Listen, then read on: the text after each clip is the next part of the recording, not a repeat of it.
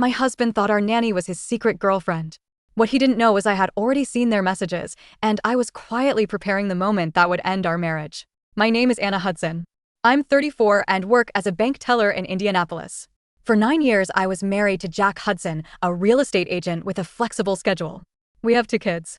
Our daughter Julia is 7. Our son Billy is 4. For most of our marriage, our life was simple and predictable. I left for the bank early every morning. Jack handled school drop-offs when he could, and the evenings were a blur of homework, dinner, and bedtime routines.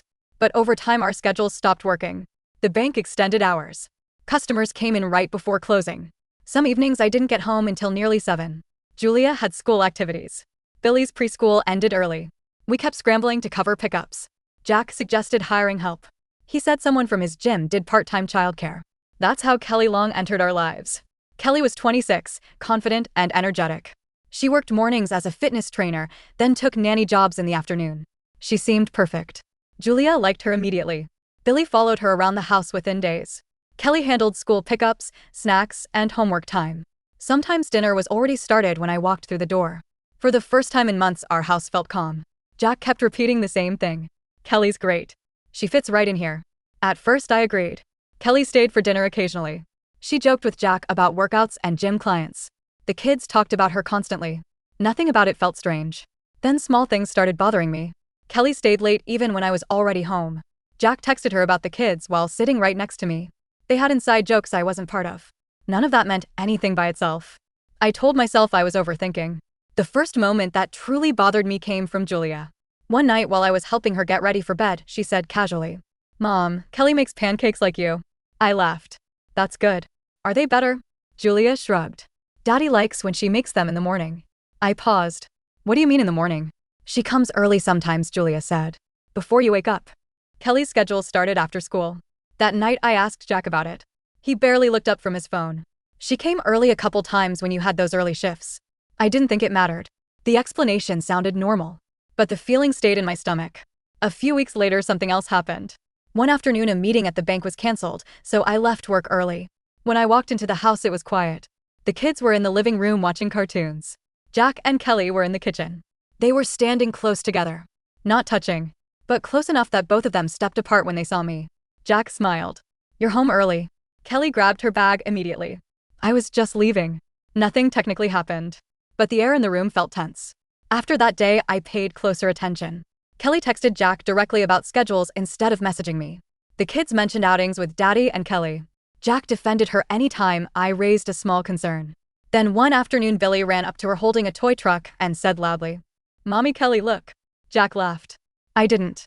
That night, I asked him if the boundaries with the nanny were getting strange. He immediately got defensive. "She spends more time with the kids than you do. Of course they're attached to her." The comment stayed with me. After that, I stopped ignoring the feeling in my gut. I checked the phone bill. Jack and Kelly texted constantly. Not just during the day. Late at night. I didn't confront him. I waited. 2 weeks later, everything became clear. Jack left his laptop open on the kitchen table before leaving to show a house. I sat down to pay bills. A message popped up on the screen. "Kelly."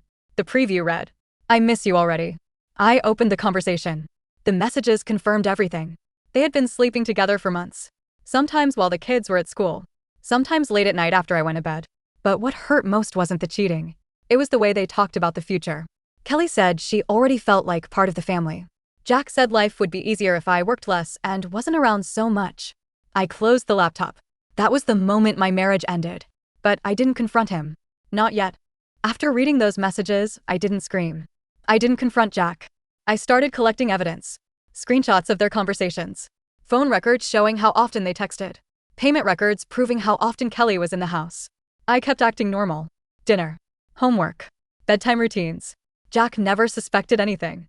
Kelly kept showing up every afternoon. Watching them together became unbearable. They acted careful but comfortable. Small glances. Quiet jokes. Familiar routines. The worst moment came a week later. I walked into the living room and saw Julia sitting next to Kelly while they read a book. Julia leaned against her shoulder. "Mommy, Kelly, can we read another one?" Kelly froze when she realized I heard it. Jack laughed from the kitchen. "They just adore her." That night, I contacted a divorce lawyer.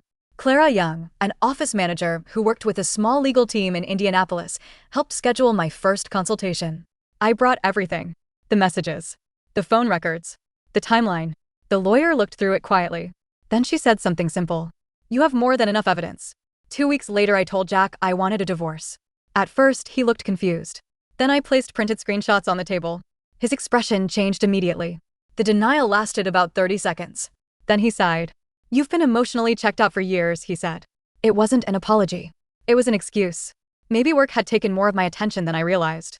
Maybe our marriage had already been drifting apart. But none of that explained why he brought another woman into our home. The divorce moved quickly after that. Kelly stopped coming to the house. Jack moved into a small apartment in Columbus, Ohio. The kids are adjusting. Julia understands more than Billy does. Sometimes she asks quiet questions about why Dad lives somewhere else now. Those conversations are the hardest part. But the strange thing is, I'm calmer than I expected to be. Angry sometimes. But clear. Because once I saw those messages, something inside me shifted. The marriage I believed in was already gone. I keep thinking about the way Jack used to describe Kelly. She fits right into our family. He said it so many times that I believed him. What I didn't realize was that he wasn't introducing help into our home. He was slowly introducing my replacement. But here's the thing he didn't understand. You can't quietly replace someone's role in their own life and expect them to accept it. You can't build a new relationship inside a marriage and pretend the foundation won't collapse. Jack thought he had a secret life.